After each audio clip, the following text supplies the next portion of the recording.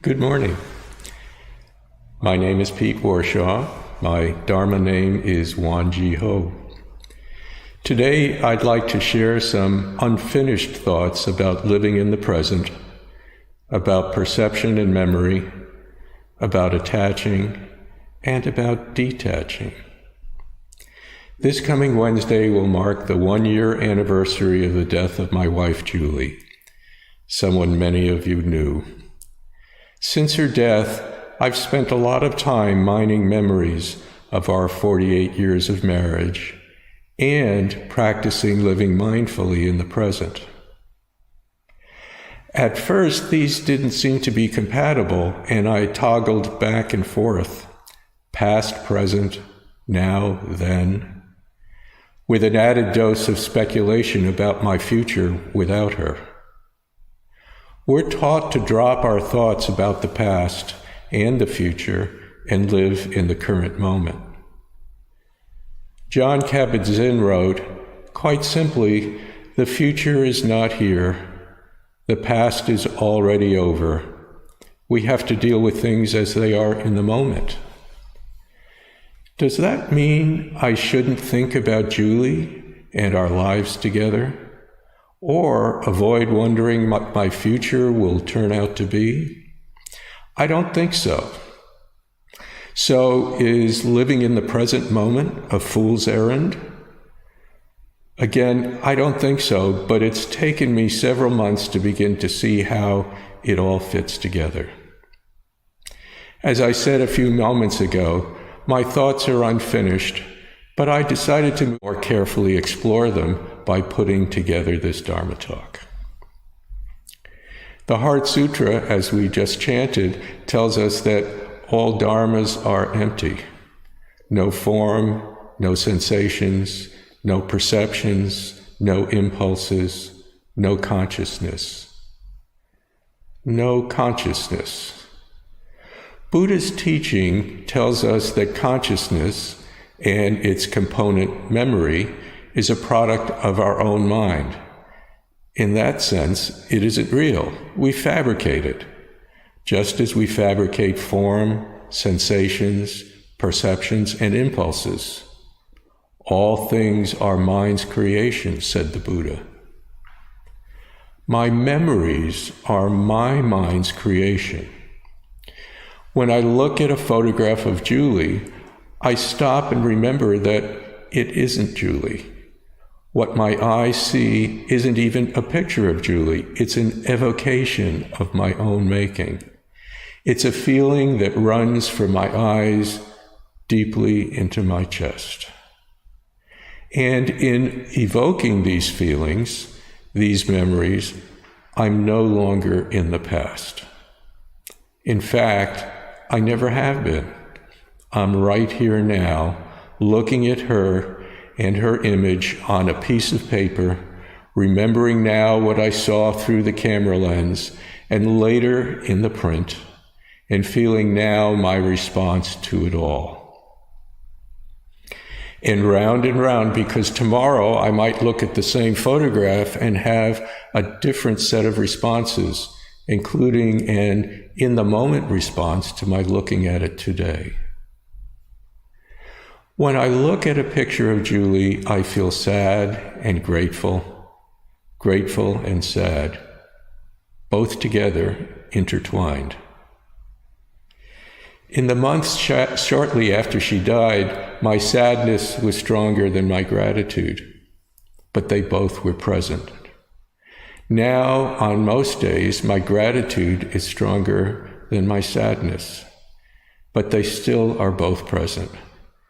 And I expect this will be the case for the rest of my life. So I sit here with memories, perceptions, and feelings drawn from the past, but felt in the present moment. If I'm in deep meditation, I may let them drift away, but most of the time, I let them stay with me for a while. The founding master said, "It is not my instruction to have you eliminate by force your feelings of joy or anger, sorrow or happiness. Rather, I urge you to exercise your free frame of mind without constraint by applying joy, anger, sorrow, and happiness properly, according to time and place, only making sure that you do not diverge from the middle way. Or, as Wang Gong told me the other day, it's what you do with it. A few nights ago, I was straightening out some bookshelves that are in a darker corner of a room and came across two journals I had never seen written at different times by Julie. I hesitated, but decided to open them. They included a description of an interchange she had with our son on his 3rd birthday. He's now 44. She also wrote about her experience in a hospital waiting room while her brother went in for major surgery, long before she spent countless days and weeks as a hospital patient herself. As I read these passages, I was stunned. Her voice plowed right into me. I put the journals down, went to the refrigerator, got some junk food I didn't need, and watched junk TV for the rest of the evening. I retreated, and the interesting thing is that I didn't realize that I had. I unconsciously went to that place where I often go when I'm overwhelmed, stepping back and covering my ears. I lost myself, created by what our fellow practitioner Kathleen Herr described in her Dharma talk last month, the bindings I place on my true nature. Unconscious grasping. The founding master said, human nature is originally neither wholesome nor unwholesome, but good or bad character comes into existence in accordance with one's habits. It is difficult to become habituated to good things, and easy to become habituated to bad. Even when you are practicing to develop good habits, if you let your guard down even a little, you will fall into bad sensory conditions without even realizing it. I had let my guard down. The next day, I thought about what I had done and what I might have done differently. I thought of 2 other paths, both lots more authentic. One was to mindfully say to myself, I'm stunned right now and need a respite. I'm going to grab a snack and watch TV for a while. The same actions as those I took, but a mindful choice in action rather than an unconscious indulgence to my attached anxieties.